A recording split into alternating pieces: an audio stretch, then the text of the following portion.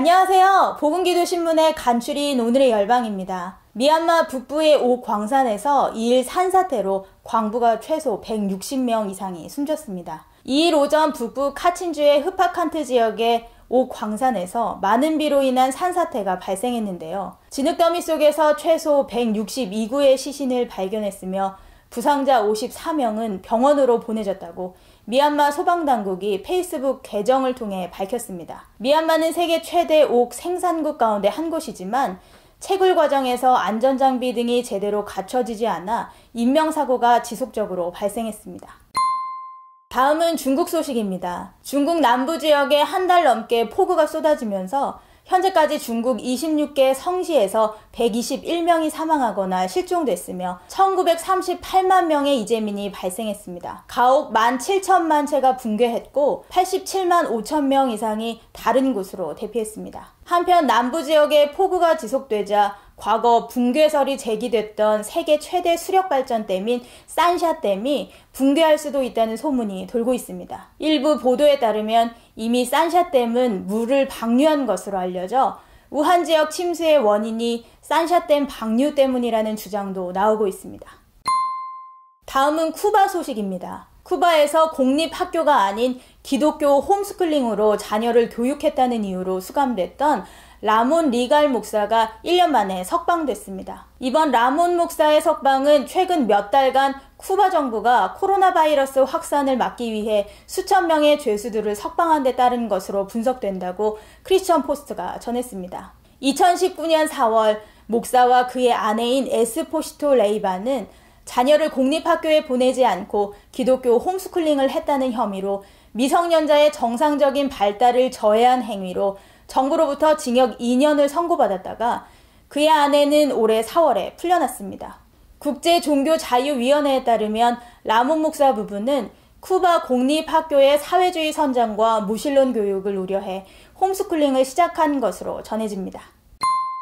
다음은 홍콩 보안법 관련 소식입니다. 유엔 인권 최고대표 사무소는 3일 중국의 홍콩 국가보안법 시행에 따른 체포가 인권 침해로 이어질 수 있다고 우려했습니다. 루퍼트 콜빌 대변인은 이날 브리핑에서 새로운 법에 따라 이미 체포가 이루어지고 있어 우려된다며 범죄의 정의가 모호하고 지나치게 광범위해 차별적이거나 자의적인 해석과 집행으로 이어질 수 있다고 말했습니다. 그는 또 이 법을 국제인권법 하에 보호되는 행동과 표현을 범죄화하는 데 사용해서는 안 된다며 이 법은 시민의 공간 및 시민사회 행위자들이 공공 이슈에 참여하기 위한 권리의 행사를 제한할 수 있다. 표현의 자유, 결사와 평화로운 집회의 자유권을 행사하려는 인권 옹호자와 활동가들을 범죄화할 수 있다고 전했습니다.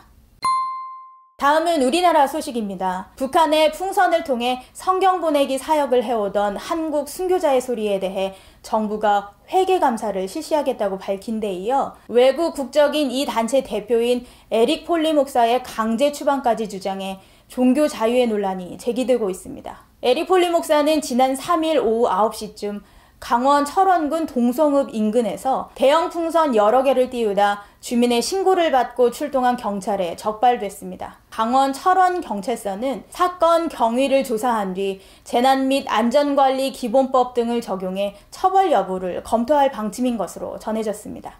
이에 이재명 경기지사는 4일 자신의 페이스북에서 외국인 선교사가 강원도 철원에서 대북 풍선을 이용해 북한의 성경을 살포하다가 적발됐다면서 이에 대한 엄정한 처벌과 추방 조치가 있어야 마땅하다고 주장했습니다. 또한 이 지사는 지난 10여 년 이상 꾸준히 북한에 풍선으로 성경을 보내온 한국 순교자의 소리의 성경 보내기 사역을 간첩 행위로 지목하며 정부의 대북 풍선 금지를 더러운 평화라고 해도 이러한 평화가 더 낫다고 말했습니다. 다음 소식입니다. 인도네시아에서 올해 상반기에만 약 100명의 마약 사범이 사형 선고를 받았습니다. 이담 아지스 경찰청장은 2일 마약 태우기 행사장에서 올해 들어 인도네시아 전역에서 약 100명의 마약 사범이 사형 선고를 받았다. 사형 선고를 받은 마약 사범들이 하루빨리 처형되길 바란다고 밝혔는데요. 인도네시아가 마약 사범에 대한 사형 집행을 강행하는 것은 그만큼 국내 마약 문제가 심각하기 때문입니다. 인도네시아는 마약 남용으로 인해 매일 평균 50명, 연간 약 18,000명이 사망하고 교도소 수감자의 70%가량이 마약 사범입니다. 또한 마약 중독자의 연령이 점차 내려가 10살 미만의 어린이 사이에도 마약 중독이 증가하는 것으로 나타났습니다. 이 때문에 조코 위도도 대통령도 마약과의 전쟁을 선포한 바 있습니다. 세계 곳곳에서 자연재해와 전염병, 이념전쟁과 범죄 소식이 전해지고 있습니다. 하나님은 이러한 때에 지존자의 은밀한 곳에 거하는 자의 안식에 대해 말씀해 주십니다. 하나님께 간구하면 환난당한 때에 내가 그와 함께 하여 그를 건지고 영화롭게 하겠다. 이렇게 약속하셨습니다. 이 모든 재앙 속에서 여호와께 피하여 지존자의 은밀한 곳에서 영원한 안식을 열방의 모든 영혼들이 누릴 수 있도록 기도해 주세요.